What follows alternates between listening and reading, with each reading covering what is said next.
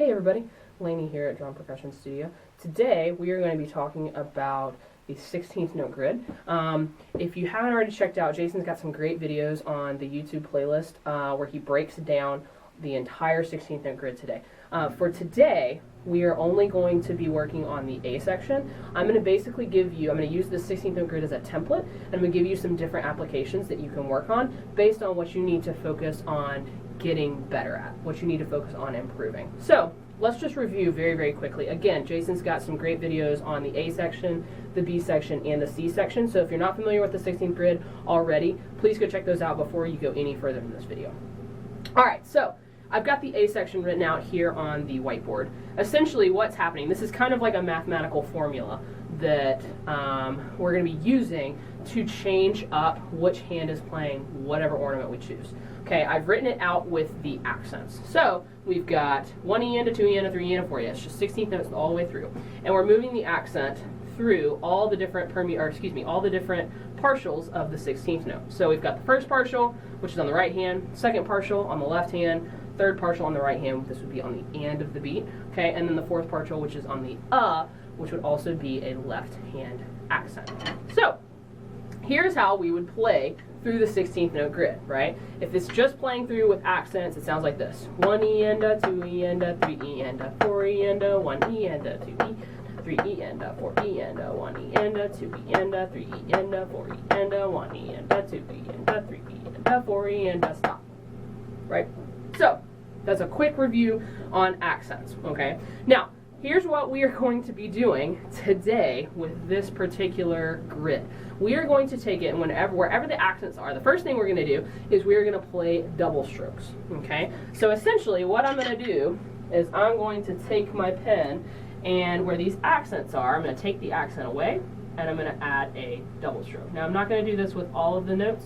I'm just going to do it with this first line just so you can see and hear what that sounds like, and then hopefully you'll be able to kind of transpose with your ear to the other partials, okay? So first thing that we're doing is double strokes. If you haven't checked out the double stroke videos, go check those out, talking a lot about finger technique, the drop catch motion, so make sure that you're checking that out. Okay, so here we go. 16th note grid. I'm just going to play this first partial, okay? So it's going to go 1 E and a 2 E and a 3 E and a 4 E and a, okay? Slow it down just a little bit. 2 E and a 3 E and a 4 E and a. So you'll hear that buzz, that diddle, that double stroke is happening right on the first note, the same place where those accents were happening just a second ago, okay? So now I'm going to play it for you with the metronome. I'm going to slow it down just a little bit so you can hear. So now I'm going to play the whole thing, okay? You'll notice the diddle goes from the right to the left, to the right, to the left. So make sure that you're ready to play double strokes on both your right hand and your left hand. Here we go. 2, and here we go, and 1 E and a 2 E and a 3 E and a 4 E and a 1 E and a 2 E and a 3 and a 4 and a. Okay, again, I'm just playing through the A section right now. Make sure that you're playing through this on the B sections and the C sections as well, just so that you're developing that independence and that coordination, okay? Now, I didn't do a great job of it in that last run, but whenever you're playing through the first time, I don't want the double strokes to be accented, okay? So make sure that every note is equal, okay? Not letting those double strokes pop out of the sound, if you will, okay? You want to make sure that you've got the control, everything is sounding super even, okay? Now, a way to take this to the next level would be to accent those doubles, okay? So now I'm going to play through it, and I'm going to make sure that I am really, really focusing on playing an accent while playing the double stroke as well, so that you will hear it pop out of the context a little bit. Here we go. 1 and 2, and ready, and go, and...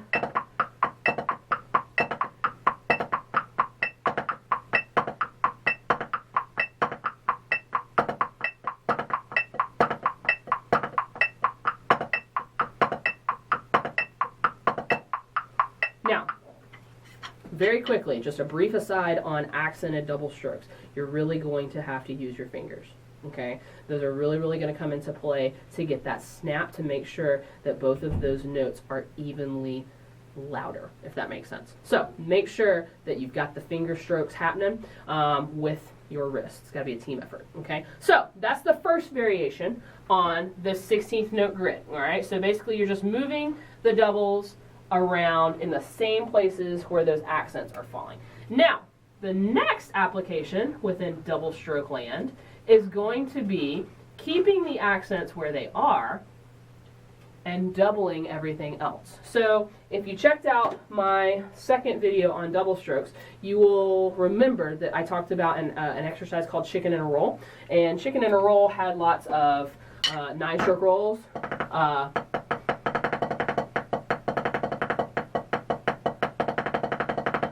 right? Hopefully you remember that. So this variation is going to work on those same kinds of concepts. So essentially, you're going to play the accent on the first note, and then all of the other notes are going to be doubled. So let me, nice and slow here.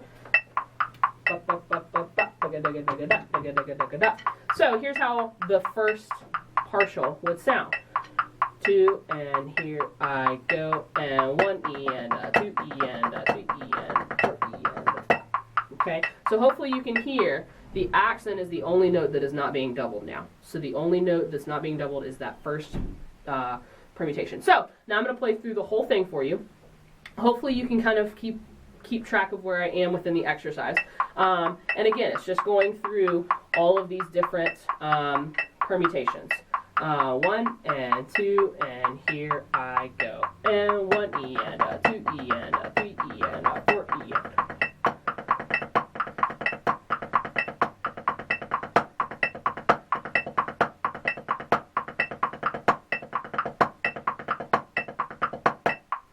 Okay, so, excuse me, now I'm going to play that. I will play on a snare drum because I haven't played anything on the snare drum yet in this video.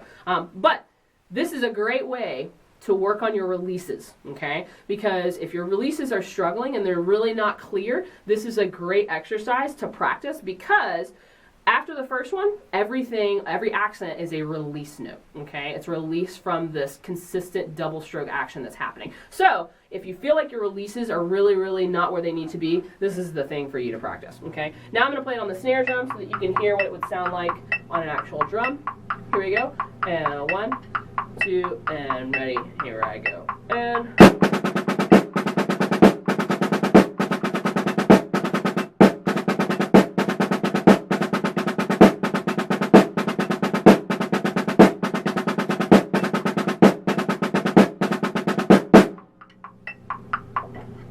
So it sounds like I need to work on that second partial for sure, because I was not ready for the releases on the E. Okay? So, again, this is a great exercise to work on if you're wanting to get better at your double stroke release notes. Okay? So, this is going to be the first video. The next video that I'm going to show you is going to have a few more variations that you can practice with this 16th note grid. So if you haven't checked that out, please be sure to check that out as well.